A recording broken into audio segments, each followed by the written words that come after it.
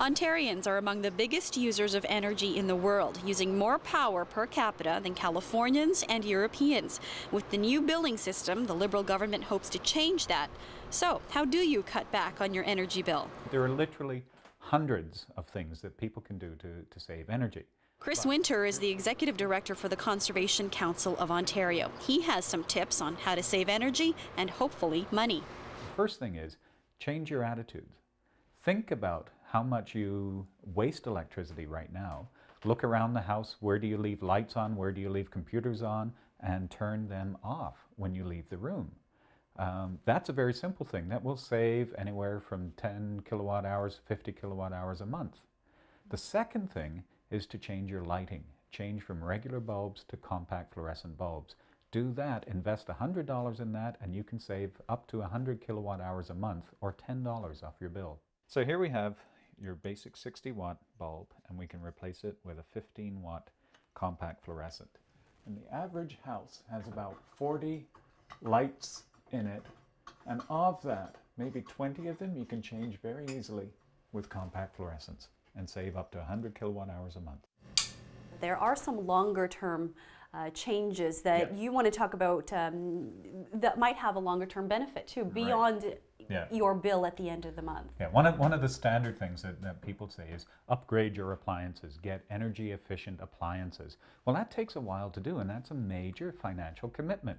So what we suggest is, instead of saying change your fridge, change your this, change that, what we say is invest or make a commitment of 1% of your time and your gross income to conservation.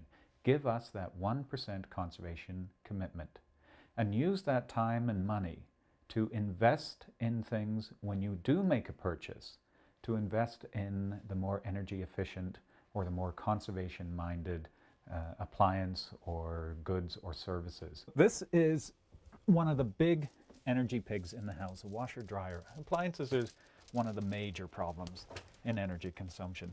And what we did was we bought the top of the line German front load washing machine. Cost us about $3,000, but we're getting that payback in the amount of money we're saving on not having disposable diapers. So you get the payback in other ways sometimes. But if you want, you can buy North American models that are maybe a couple of $100s more than what you would pay for your cheap energy pig. So it's a good investment to make.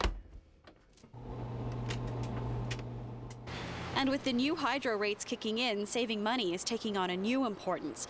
The new plan charges 4.7 cents a kilowatt hour for the first 750 hours. Beyond that, it goes up to 5.5 cents per kilowatt hour. In our house, it's a semi-detached house and a family of 3, now 4.